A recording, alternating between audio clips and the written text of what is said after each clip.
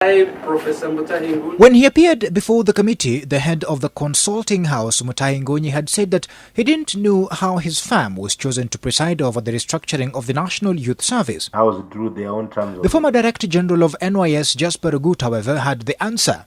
Rugut says he received instructions from then Cabinet Secretary Anne Waiguru to offer Ngunyi the contract. Unfortunately, this is how that ministry was running at that time.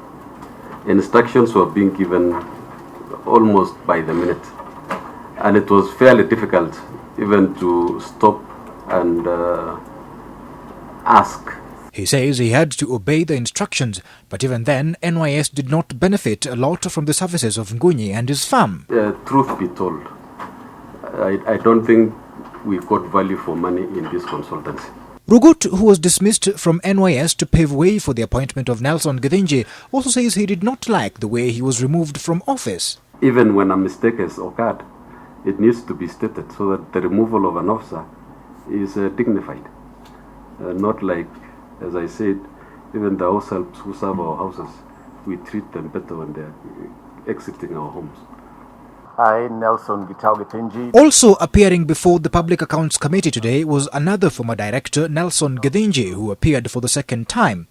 Top on his agenda was to clear allegations made last week by his former deputy at the service, Adan Harakhe, that he had offered contracts at NYS to his wife and sister-in-law. None of the three companies mentioned above belong to my wife, my sister-in-law, and her husband, as alleged by Adan.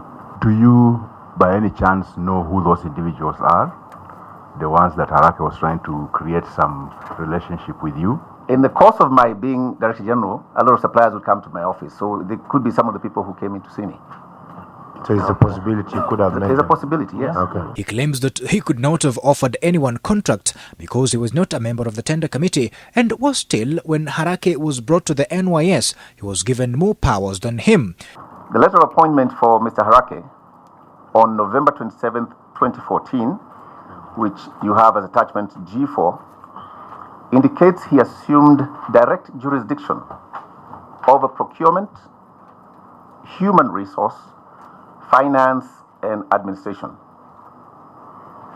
Even though his deployment indicated I was to directly supervise him, the reality is that he was on a direct reporting line to the then CS Waiguru. In what way were you his boss then?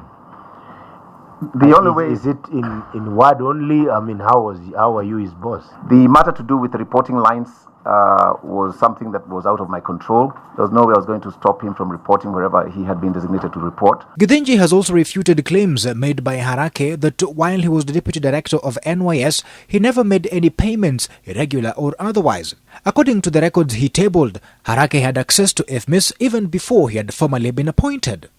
This individual had access to IFMIS system, did transact in the IFMIS system, and so any assertion that didn't happen is contrary. In his testimony, Githinji reveals that IFMIS had numerous flaws that could have easily been exploited by any unscrupulous officials to pilfer government resources.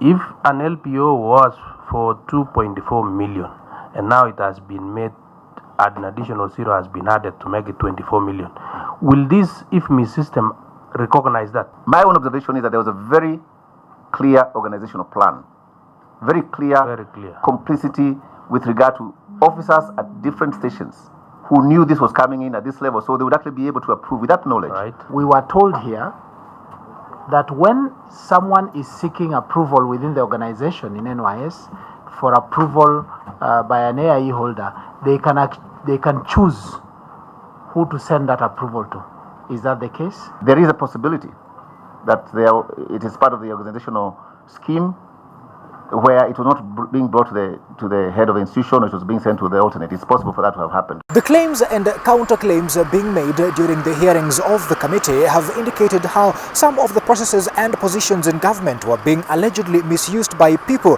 to benefit themselves, and it also offers ways of sealing some of the loopholes so that public funds are not abused in future. Andrew Ochieng, NTV.